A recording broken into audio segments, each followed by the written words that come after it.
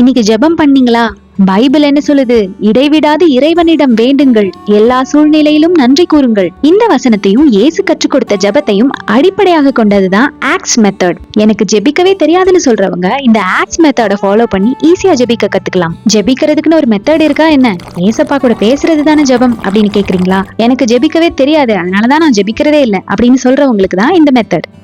Adoration, துதி ஆராதனை. முதல்ல கடவுள் யார், அவருடைய மாட்சி வல்லமை எப்படிப்பட்டதுன்னு சொல்லி அவரை துதிக்கணும், ஆராதிக்கணும். சர்வ வல்லவரே உம்மை துதிக்கிறேன், வானத்தையும் பூமியையும் படைத்தவரே, என்னை படைத்தவரே, என்னை ரட்சித்தவரே, ராஜாதி ராஜாவாகிய தேவனே உம்மை ஆராதிக்கிறேன். இப்படி கடவுளை உங்க உள்ளத்திலிருந்து மாட்சிப்படுத்துங்க.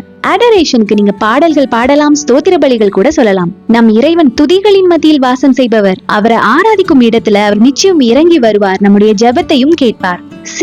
கன்ஃபெஷன், நம்ம செய்த பாவங்களை இயேசுவிடம் அறிக்கையிடும் போது அவர் பாவங்களை மன்னித்து நம்மை தூய்மைப்படுத்துவார். தூயவராகிய ஆண்டவர் கிட்ட பேசுறதுக்கு முன்னாடி நம்மை தூய்மைப்படுத்திக்கிறது அவசியம் இல்லையா? தேங்க்ஸ் கிவிங், நம்ம நன்றியுள்ளவர்களா இருக்கணும்ன்றதுதான் கடவுளுடைய எதிர்பார்ப்பு. ஜீசஸ் 10 தொழுநோயாளர்களை சுகமாக்கினாரு.